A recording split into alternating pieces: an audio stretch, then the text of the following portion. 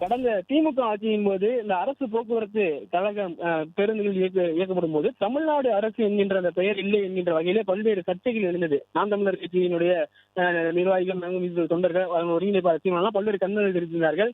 தமிழ்நாடு அரசு போக்குவரத்து கழகம் என்பது அரசு போக்குவரத்து கழகமாக ஏன் மாறியது, தமிழ்நாடு என்கின்ற பெயர் இடம்பெறவில்லை என்கின்ற ஒரு கேள்வியை முன்வைத்திருந்தார்கள். அதற்கு போக்குவரத்து துறை சார்பில், போக்குவரத்து அமைச்சர் சார்பில் ஒரு விளக்கத்தை கொண்டு கொடுத்திருந்தார்கள். கடந்த திமுக ஆட்சியில் அரசு பேருந்து என்று தமிழ்நாடுக்கு முழுவதும் என்றால் அது தமிழ்நாடு அரசு பேருந்து என்றுதான் அர்த்தம், தமிழ்நாடு என்று இதற்காக என்கின்ற வகையில் ஒரு கருத்து தெரிவித்திருந்தார்கள். ஆனால் இன்று தாவேகா ஆட்சி அமைச்சர் என்பதற்காக 300 புதிய பேருந்துகள் வசதியை தமிழ்நாடு முதலமைச்சர் அவர்கள் தொடங்கி வைத்திருக்கிறார்கள். அதில் தமிழ்நாடு அரசு போக்குவரத்து கழகம் என்று எழுதப்பட்டிருக்கிறது. அரசு போக்குவரத்து கழகம் என்ற வாசகத்தை தவிர்த்துவிட்டு தமிழ்நாடு அரசு போக்குவரத்து கழகம் என கூடுதலாக தமிழ்நாடு என்று சேர்க்கப்பட்டு தற்போது அது சேர்க்கப்பட்ட பேருந்துகள் இயக்கப்படுவதாக சொல்லப்பட்டிருக்கிறது. ஏற்கனவே அரசு போக்குவரத்து கழகம் என்றால் இருந்தது, அது தற்போது தமிழ்நாடு அரசு போக்குவரத்து கழகம் என இந்த ஆட்சியில் மாற்றப்பட்டிருப்பதை நாம் கவனிக்க முடிந்தது.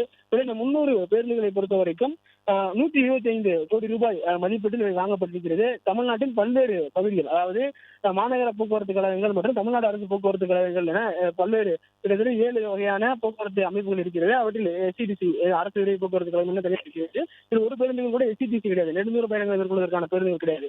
மாநகரங்களுக்குள் பயணிக்கக்கூடிய பேருந்து, ஒரு மாவட்டத்தில் இருந்து மற்றொரு மாவட்டத்திற்கு செல்லக்கூடிய பேருந்து என்ற வகையில் தான் இந்த 300 பேருந்துகளுமே கொடுக்கப்பட்டிருக்கிறது. 164 பேருந்துகள் சிஎன்ஜி கேஸ் மூலமாக இயங்கக்கூடிய பேருந்துகள், கிரீன் பஸ் என்று அதில் எழுதப்பட்டிருக்கிறது. இதில் அதனுடைய வெளியீடு, அது கார்பன் டை ஆக்சைடு வெளியீடு உள்ளிட்ட போன்றதெல்லாம் மிகவும் குறைவான மாசுபாட்டை ஏற்படுத்தக்கூடிய அளவில் வடிவமைக்கக்கூடிய அந்த சிஎன்ஜி பேருந்துகளாக இருக்கின்றன. இதில் இருக்கக்கூடிய 136 பேருந்துகளை பொறுத்தவரைக்கும் டீசல் மூலமாக இயங்கக்கூடிய பேருந்துகள் என்று சொல்லப்பட்டிருக்கிறது. மாநகர் பகுதிகள் மற்றும் மாவட்டம் விட்டு மாவட்டம் போகக்கூடிய பேருந்துகளில் அந்த டீசல் பேருந்துகள் பயன்படுத்தலாம் எனவும் சொல்லப்பட்டிருக்கிறது. தமிழ்நாடு முதலமைச்சர் விஜய் அவர்கள் சற்று முன் முதல் பேருந்து சேவையாக ராசிபுரத்தில் இருந்து இளம்பிள்ளை நோக்கி செல்லக்கூடிய அந்த பயண வழியில் செல்லக்கூடிய அந்த பேருந்து தொடங்கி வைத்திருக்கிறார். ஆதாயம்பட்டி வழியாக செல்லக்கூடிய பேருந்தாக இருக்கிறது.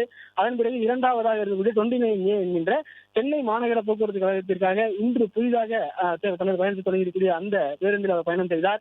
அமைச்சர் பார்த்திபன், தமிழ்நாடு முதலமைச்சர் விஜய் மற்றும் தமிழ்நாடு தலைமைச் செயலாளர், போக்குவரத்து துறை செயலாளர்கள் மற்றும் போக்குவரத்து துறை அதிகாரிகள் எல்லாமே முதலமைச்சர் விஜயுடன் பயணம் செய்யக்கூடிய அந்த காட்சிகளை நம்ம பார்க்க முடிந்தது.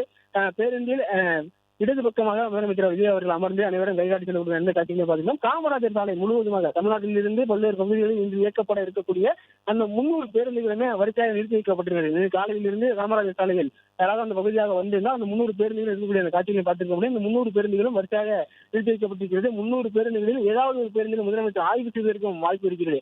குறிப்பாக இருக்கக்கூடிய பேருந்துகள் நீல நிறம் மற்றும் மஞ்சள் நிறத்தில் இருக்கின்றன.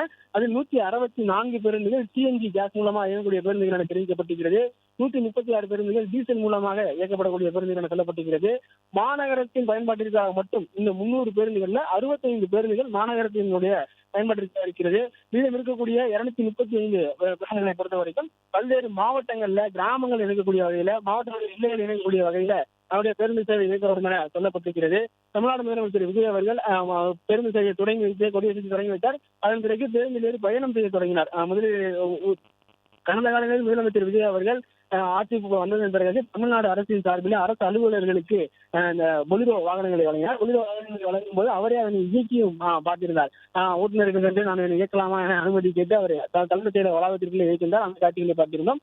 அதே போல சென்னை எழும்பூரில் இருக்கக்கூடிய ராஜரத்னம் ஸ்டேடியமில் சிங்கப்பன் சிறப்பு அதிரடிப்படைக்காக வழங்கப்பட்டிருக்கக்கூடிய அந்த பொலிரோ வாகனங்களையும் அவர் இயக்கி பார்த்திருந்தார். அந்த வாகனங்களை இயக்கி அதன் பிறகு அவர்களிடம் அந்த வாகனத்தை கொடுத்திருந்தார்.